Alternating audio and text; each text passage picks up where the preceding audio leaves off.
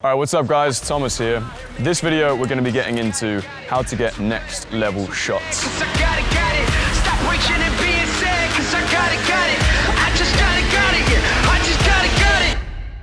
Man, I just got it.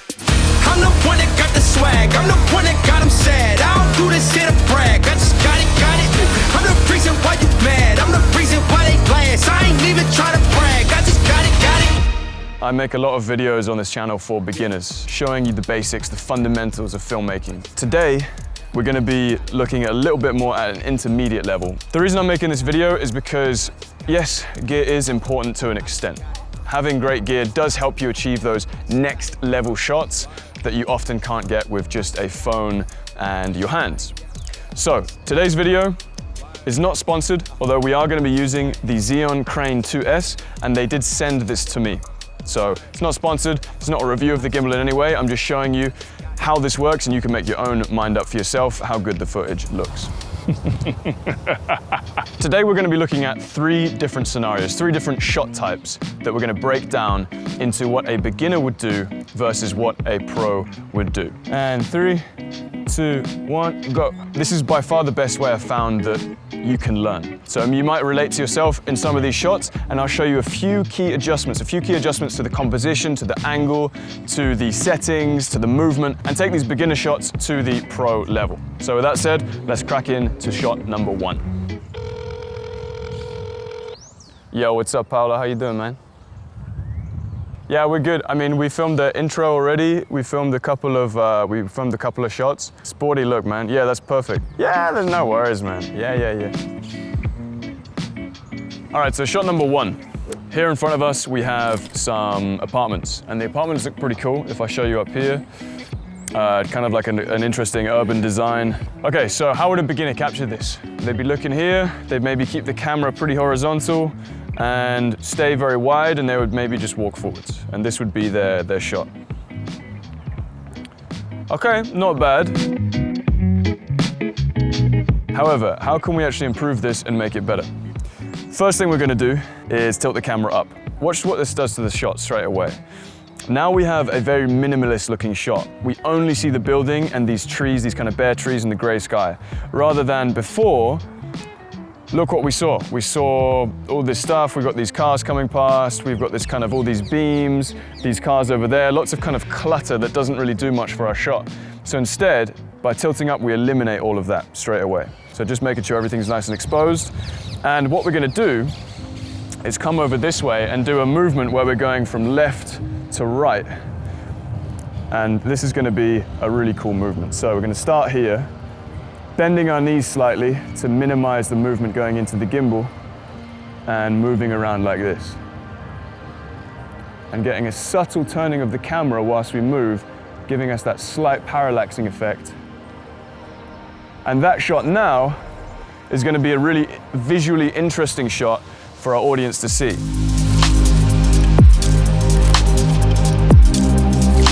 Rather than shots with lots of unnecessary clutter that don't have very much visual appeal.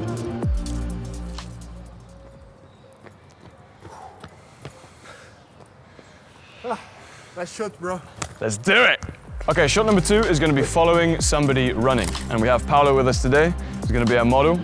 And I'm going to show you right now what a beginner would do potentially if they're following somebody running. So I'm just going to get behind Paolo here. Okay, so what they would potentially do is be from behind the runner and follow in a straight motion. So Paolo, if you want to start running, and then run behind them, and this would be the shot. Okay, cool, man. And so you saw there, it was kind of like I was running, but maybe not quite as fast as Paolo. He was going ahead, and I just kept the shot very open, very kind of plain. The angle was just eye level, not super visually appealing. So if we step back right now, what I'm gonna do is put this on low mode. You gotta turn the gimbal off. Then you come around like this. You then press on again. And what this enables you to do is basically shoot from a super low angle. What I'm going to do is actually put in the attachment grip on this so I have a bit of extra leverage when I'm shooting. And you can instantly see that by putting the gimbal down and looking up, we have a much more interesting shot of Paolo. Paolo looks super tall, Well, he is super tall, but he looks even taller. And we're gonna shoot the shot from this angle. We're gonna be focusing more on his feet than anything. And because the shot is gonna be so wide, it's gonna be very open, I'm gonna try and run the same pace as Paolo. So we really get this visually fast moving shot with Paolo running. It's really dramatic. And it's from an angle that we would never usually see as people. I'm sure we've all seen people running before, and we see from eye level, we see them doing their thing, but we never see from this angle so low to the ground following somebody running. So it's gonna be quite naturally, it's like inbuilt visual interest for the audience. So what I'm gonna do, I'm gonna start here. Paolo, stay in that place. I'm gonna focus up the shot, make sure this is nice and exposed as well. All right, Paolo, when you're ready, 3, 2, 1, go.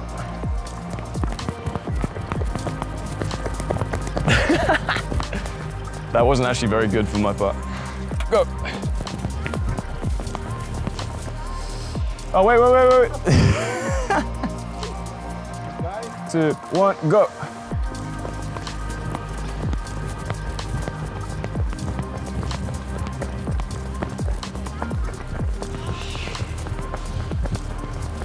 Nice. Much better.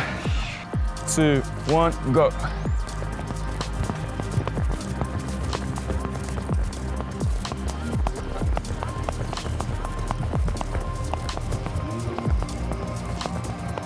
Nice. Ah, come on! All right, it's important to explain what I did just there, which basically means, oh, sorry, yeah. Oh, okay. Whew. It's important to explain what I did just there, which was change the mode. Now, on the gimbal, it's really important to know all the different modes. The mode I usually use is something called PF, pan follow, which basically locks the upwards axis and just allows you to pan. And then with the joystick, you can choose your tilt. However, what I did just then is press mode once and it changes it to locked. And what that means is when I rotate the gimbal here or anything, the axes are completely locked. Meaning that when you're running, often you're going to be doing this by accident and tilting, and you don't want your camera to go off axis. And so when you press lock, especially when you're doing more intense movements, you can run and not worry about your framing because you know it's going to stay exactly in one place. Ah, come on! Okay, shot number 3 is going to be a similar running shot, except this time we're going to go from the side. Now, a beginner might think, okay, we're going to go from the side. Paolo, if you want to step there. And they would say, okay, we're going to get this side running shot, and what we're going to do is going to come quite nice and close to Paolo, if you want to go that way a sec. And then we're just going to film tracking alongside running. So let's try this first one, and go.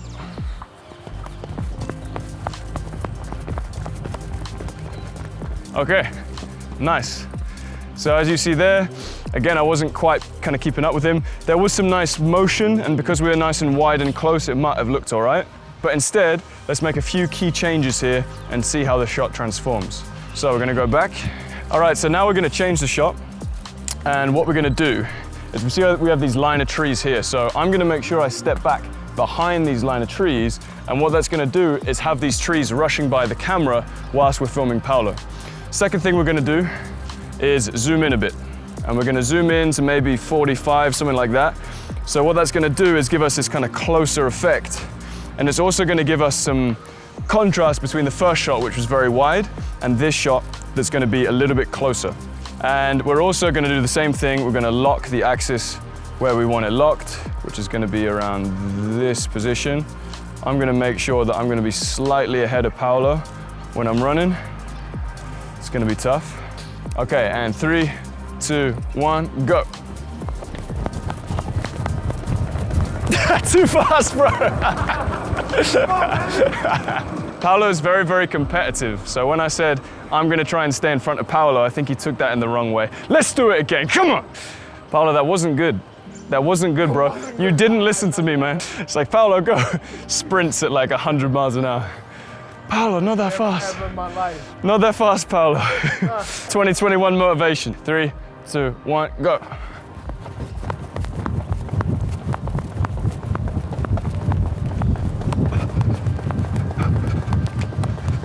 I think that might have been it, I don't know. All right, let's look at this back.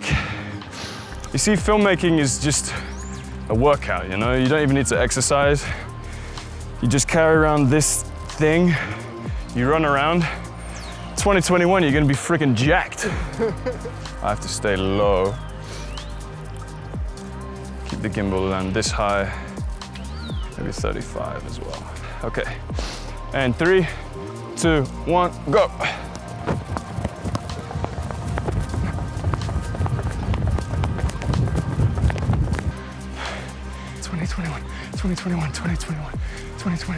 All right, the final thing we're gonna do in preparation for this shot is actually change lens. We're gonna take advantage that I have another lens with me that's 45mm, so it's gonna allow us to get a bit closer. But the main thing, although this lens can technically be in 43, the aperture at that distance is 5.3 maximum, so we're not gonna get much separation from Paolo in the background. Once I change lens to this 45, it has a 2.8 aperture, meaning that Paolo's gonna be nice and crisp and focused, the background is gonna be nice and blurry, as well as all the motion and the other things we talked about. So let's change lens now. I'll rummage around in the bag. And this lens is the Sigma 45. It's a new lens, and we've got an ND filter on there as well to make sure we can get to that low aperture without overexposing anything. So we're just gonna change this. Click it into place. Oh, so satisfying. Zip the bag. And just pour the hot water. Whoa, see? This is why you have to rebalance the gimbal when you change lenses. All right, so now I got it balanced. It's looking much better. This is gonna look sick. Oh wow, we do not need this ND filter actually. Stay. Ladies and gentlemen, Paolo Diaz, he's on Tinder, Hinge, Bumble, everything. Look at him. Look at him. All right, ready? Okay, we're good. 3, 2, 1, go.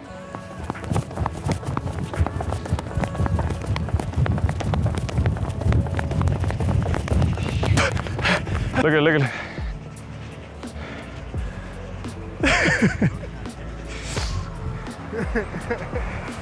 Yeah, it's a nice shot, man.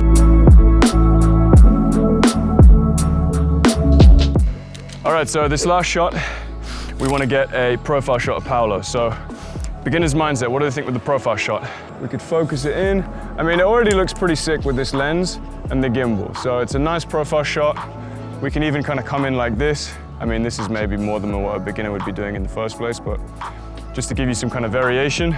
Now what we're gonna do is switch to a pro level and try and get a more dynamic shot that's gonna show more of Paolo and more of this scene at the same time. So again, we're gonna pan up, we're gonna go from a slightly lower angle, pan up slightly, and we're gonna get into the point where we wanna be, so more or less here. Gonna focus it up on Paolo. And Paolo, if you're basically just gonna be looking up and around, staying fairly more or less in the same position, we're gonna be moving around like this. So 3, 2, 1, go. I'm gonna be moving around left to right, Paolo, whilst panning the camera so it follows his face. And this is gonna give this feeling that the environment is moving around Paolo because the background is literally shifting, but his face stays right more or less in the center of the shot. What I'm trying to do is just get that 3-4 seconds that's the money shot.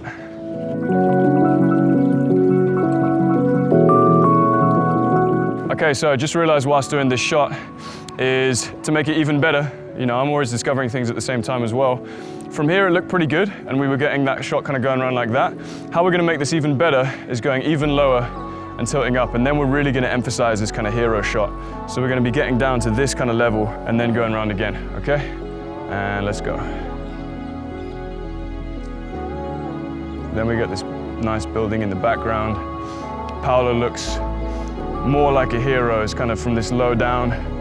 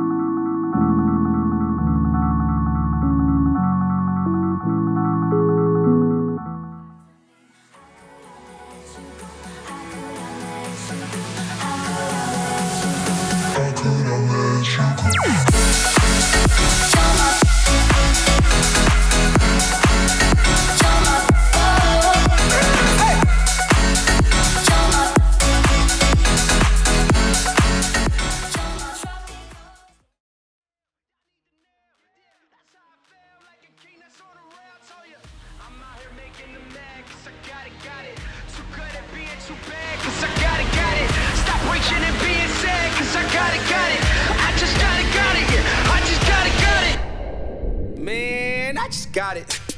I'm the one that got the swag. I'm the one that got them sad. I don't do this here to brag. I just got it, got it.